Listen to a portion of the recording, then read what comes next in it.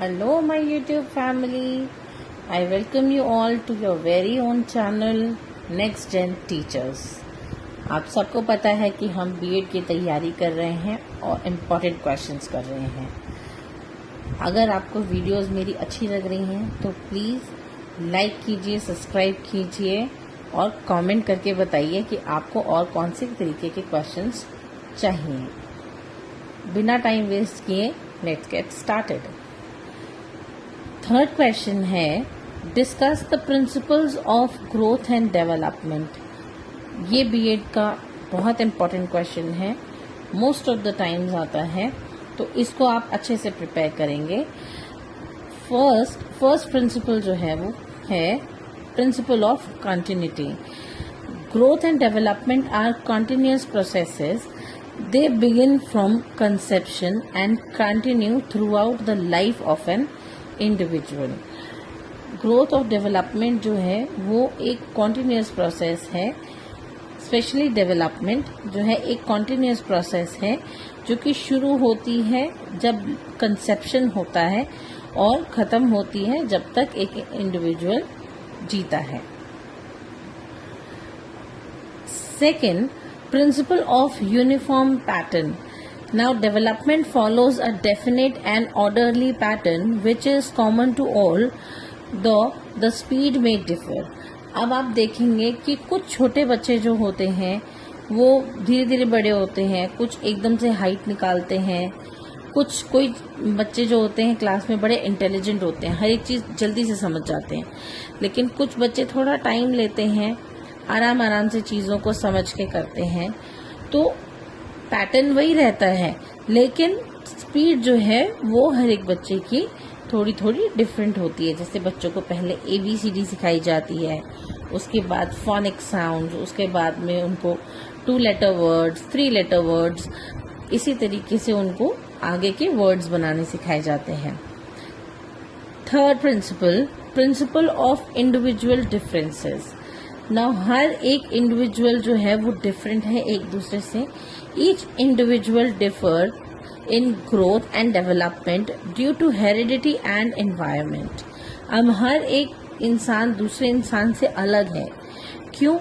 या तो उनकी ग्रोथ अलग अलग हो रही है, कोई जल्दी हाइट निकाल रहा है तो कोई देर से, कोई जल्दी मोटा हो जाता है या कोई बहुत खाता तो भी नहीं हो पाता, तो डिफरेंट है इनकी ग्रोथ में। वैसे ही इनकी डेवलपमेंट में भी डिफरेंस आता है।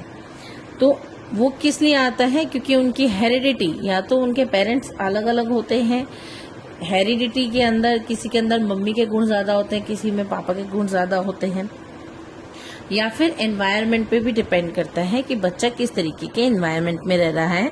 एक ही घर के 2 बच्चे अलग अलग एनवायरनमेंट में पलने के बावजूद एक जैसे नहीं दिखते, वो डिफरेंट होते हैं। Fourth principle of joint product of heredity and environment. Now growth and development are the result of interaction between genetic factors and environment conditions. जैसे कि अभी मैंने आपको बताया कि ग्रोथ और डेवलपमेंट जो है इनका रिजल्ट आता है कब? जब इंटरेक्शन होता है किस में? जेनेटिक फैक्टर्स में और एनवायरनमेंट कंडीशंस में। एक ही घर के 2 बच्चे अगर अलग अलग एनवायरनमेंट में रहते हैं तो उनके बिहेवियर्स भी अलग अलग होते हैं। फिफ्थ है principle of total development. Development includes physical, mental, emotional, social and moral aspect which develop together. अब किसी भी इंडिविजुअल के अंदर टोटल डेवलपमेंट का मतलब क्या होता है? Overall development. जब कोई इंसान फिजिकली, मेंटली, इमोशनली, सोशली और मॉरल एस्पेक्ट्स के अंदर डेवलप होता है, धीरे धीरे उन चीज़ों का ज्ञान उसे होता है, उसे हम कहते हैं total development. Sixth principle of maturation and learning. Now maturation provides readiness for learning and learning enhances development. Maturation में क्या होता है कि इंसान जो है, कोई भी इंडिविजुअल, वो लर्निंग के लिए तैयार होता है कि हाँ मैं अब इस क्लास में हूँ, अब मैं ये चीज़ें याद कर सकता हूँ। फॉर एग्जाम्पल, अगर आप छोटी क्लास के बच्चे को 10th के एग्जाम की बुक दे दोगे तो वो बच्चा क्लियर नहीं कर पाएगा, क्योंकि उसे कुछ नहीं आता। लेकिन हाँ, अगर आप छोटी क्लास के बच्चों को ABCD ही सिखा के उसी की बुक दोगे तो वो डेफिनेटली वो चीज़ आराम से पढ़ लेगा। उससे क्या होगा, उसकी लर्निंग जो है वो उसकी एक डेवलपमेंट बन जाएगी कि हाँ, उसने ABCD पढ़ना सीख लिया है। इसी तरीके से मैच्योरेशन जो है वो रेडीनेस बनाती है बच्चों में और फिर लर्निंग को एनहांस करती है ताकि उसके अंदर कोई डेवलपमेंट हो सके। 7th, principle of developmental direction. Now, development occurs in definite directions, such as head to toe. अब ये बहुत इम्पोर्टेंट प्रिंसिपल है। जब बच्चा सिर से लेकर पैर तक बढ़ता है, उसके अंदर ग्रोथ होती है, तो उसे हम कहते हैं सेफेलोकॉर्डल। एंड सेंटर टू एक्सट्रीमिटीज, जब अंदर से बाहर की ओर बच्चा बढ़ता है उसे हम कहते हैं प्रॉक्सिमो डिस्टल। ये दो फ्रेजेस जो हैं, ये जो दो वर्ड्स हैं, इनको आप अच्छे से याद करेंगे। कई बार क्वेश्चन सिर्फ इन्हीं के बेसिस पे आ जाता है कि बताइए प्रॉक्सिमो डिस्टल और सेफेलोकॉर्डल क्या है, तो आपको ये लिखना होगा वहाँ। Principle of variation in the rate of growth and development. The rate of growth varies among individuals and at different stages of life. Now, growth और development के जो rates हैं वो individuals के अंदर अलग अलग stages पे अलग अलग तरीके से हो सकते हैं। हर एक इंडिविजुअल अलग तरीके से बढ़ता है और डेवलप होता है, वैसे ही अलग उनकी स्टेजेस भी अलग होती हैं। ज़रूरी नहीं है कि एक बच्चा जो है बहुत जल्दी बड़ा हो रहा है तो दूसरा भी हो। दोनों की सेम एज होने के बावजूद एक बच्चा जल्दी ग्रो कर जाता है और दूसरा बच्चा थोड़ा टाइम लेता है। वहीं किसी एक बच्चे की इंटेलिजेंस बहुत ज़्यादा होती है तो दूसरे की थोड़ी कम होती है, लेकिन हाँ, दोनों के अंदर वो चीज़ें बराबर तरीके से चल रही होती हैं, भले ही वो थोड़े से गैप पे चलें। 9th, principle of predictability. Now, growth and development follows a predictable sequence and stages. अब हम कहते हैं कि फर्स्ट क्लास का बच्चा जो है वो 6 साल का होना चाहिए। गवर्नमेंट की तरफ से रूल है कि 6 साल का बच्चा फर्स्ट क्लास में बैठने लायक है। तो ये क्या है? ये प्रिडिक्टेबिलिटी है एक तरीके की कि हाँ, 6 साल का बच्चा फर्स्ट क्लास में बैठ सकता है, फर्स्ट क्लास की किताबें पढ़ सकता है, याद कर सकता है।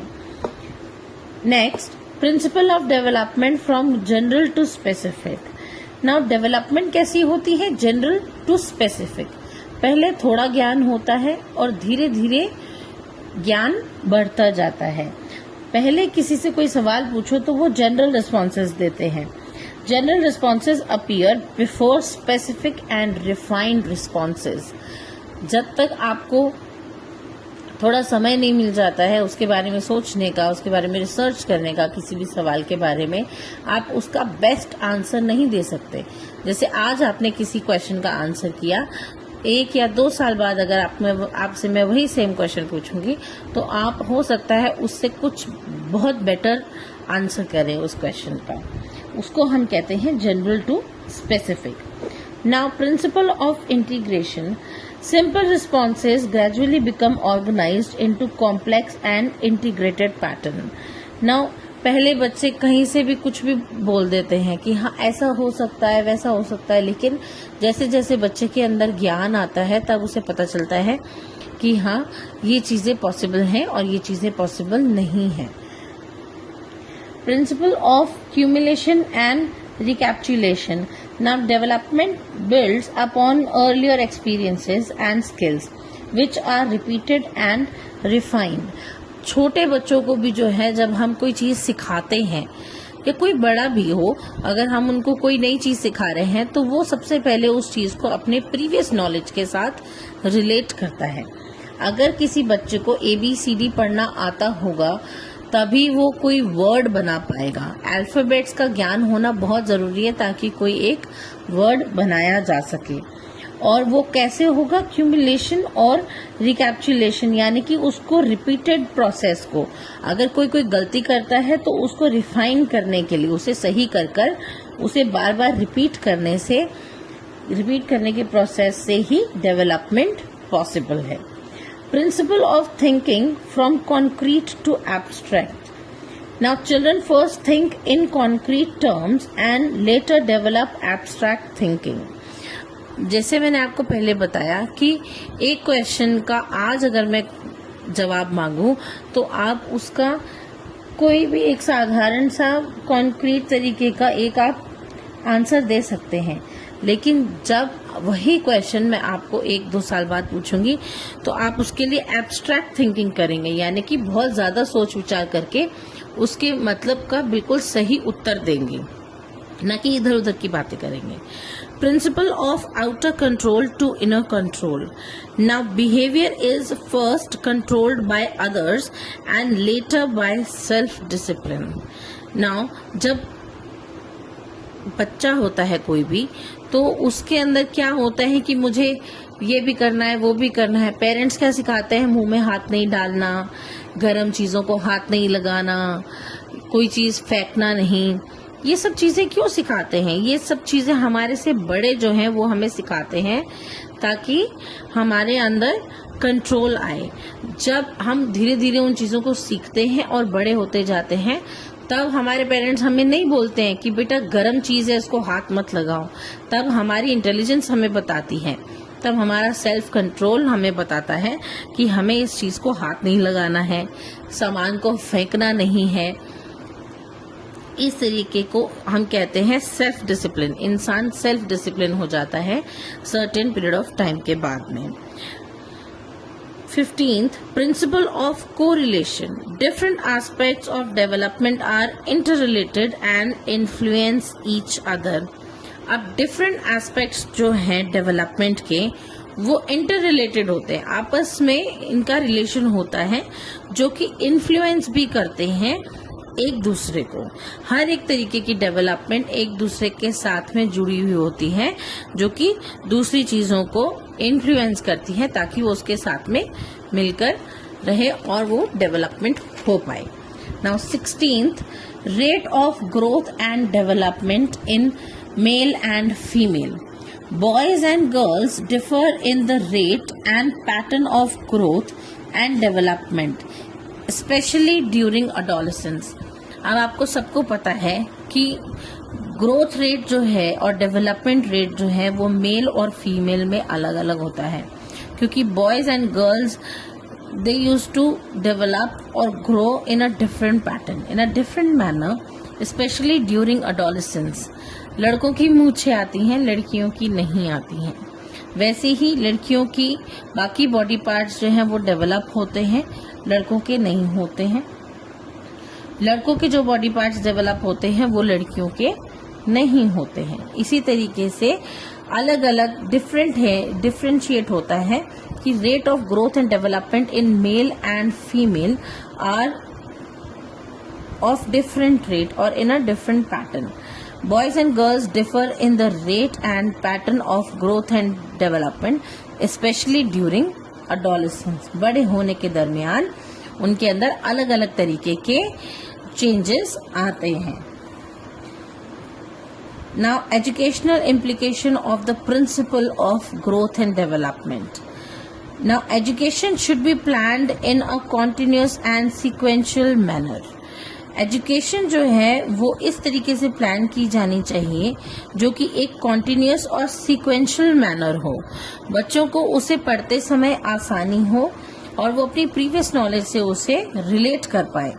इसीलिए उसे एक कॉन्टिन्यूस यानी कि लगातार पढ़े जाने वाला और सीक्वेंशियल मैनर यानी कि फर्स्ट क्लास की पढ़ाई के बाद सेकंड क्लास की पढ़ाई आती है, इस तरीके से उसे एक सीक्वेंस में डाला जाए।